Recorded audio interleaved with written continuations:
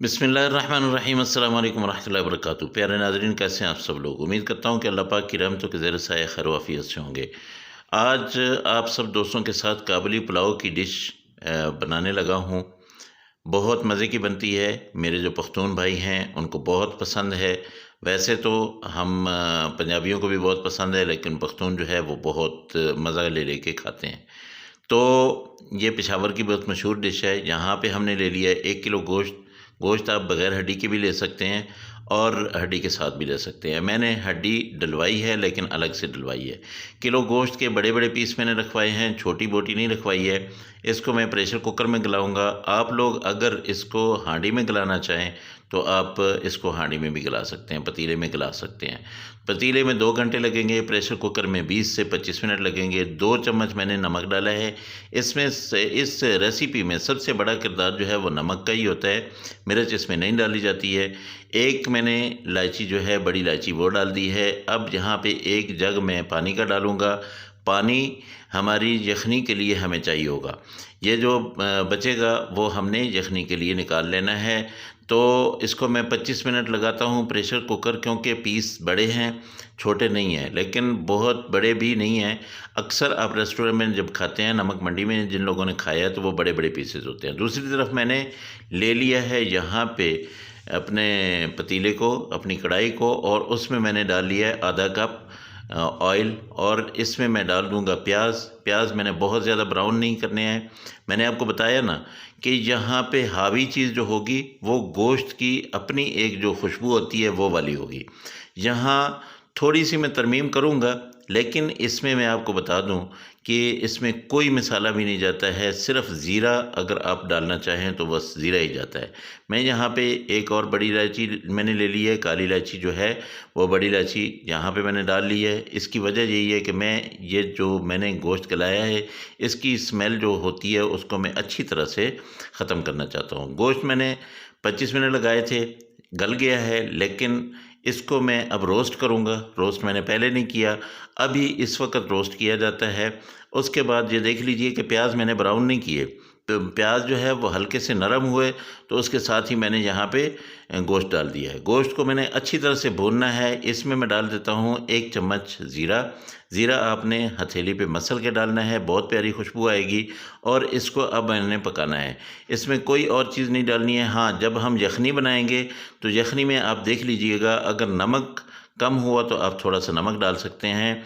अगर मिसाला बनाते हुए आपको ये लगे कि मिसाला जलने लगा है, तो उसमें पानी डालने के बजाय आपने क्या करना है कि वो यखनी लेके तो उसी से ही आपने इसको मिसाले में डाल देनी है। बस इसमें मैं टमाटर डालूँगा। टमाटर नहीं डाले जाते, लेकिन जो मेरे दोस्त हैं जिन्होंने पेशावर नमक मंडी में अगर काबुली पुलाव खाया है, तो वहाँ से जो मिलता है उसमें अपना टमाटर डाले जाते हैं। लेकिन मैं थोड़ी-सी मिर्चें भी जहाँ पे डाल देता हूँ, मिर्च, हालाँकि इसका ये जुज़्व नहीं है।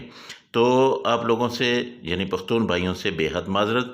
आप लोग अगर असली वाला, ओरिजिनल वाला, बिल्कुल असली आप काबुली पुलाव खाना चाहते हैं, तो उसमें आपने टमाटर नहीं डालने हैं। अब मैं यखनी डाल दूँगा। यखनी जो मैंने बचा के रखी थी, वो निकाल के रखी थी, वो मैंने ये कटोरे देख लीजिए, ये 2 कटोरे थे। 1 कटोरा मैंने चावल का वो करना है, और अब मैं हड्डियाँ डालूँगा। हड्डियाँ जो थीं वो मैंने अलग कर ली थीं, क्योंकि हड्डियाँ जो जब मैं भून रहा हूँ तो उस वक़्त मैंने बोटियाँ ही डाल दी थीं। अब यहाँ पे जितनी भी वो मैंने हड्डियाँ रखी हुई थीं, वो नली वाली हड्डी भी मैंने इसमें डाल दी है। अब इसको उबाल आने के बाद मैं चावल डाल देता हूँ। चावल जो है आपने अच्छी तरह से धोने हैं। 5 या 7 पानियों से आप ज़रूर चावल को निकाला करें। उसकी वजह यह है कि पुराने चावल अगर हों तो उसके अंदर तक वो मैल कुचैल होती है, वो चावलों से साफ़ करना बहुत ज़रूरी है।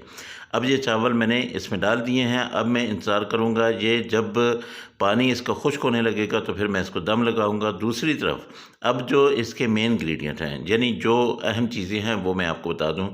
यहाँ पे मैंने 3 चम्मच जो है वो ऑयल लिया है। इसमें मैं डाल दूँगा गाजर। गाजर जो होती है ये भी एक कलरफुल भी होती है और इसका टेस्ट भी आता है। तो ये गाजर मैंने इसमें डाल दिया है, इसको मैं फ्राइड करूँगा। अच्छा, कुछ मेरे दोस्त जो है वो गाजर के साथ साथ चीनी भी डाल देते हैं, लेकिन मैं चीनी नहीं डाल रहा हूँ। आप लोगों का अगर दिल करे तो आप चीनी डाल लीजिएगा, लेकिन असल रेसिपी में चीनी नहीं डाली जाती है। तो ये गाजर जब फ्राई हो जाए तो आपने क्या करना है कि यहाँ पे किशमिश लेनी है, किशमिश भी इसमें डाल दें और वो भी फूल जाएगी।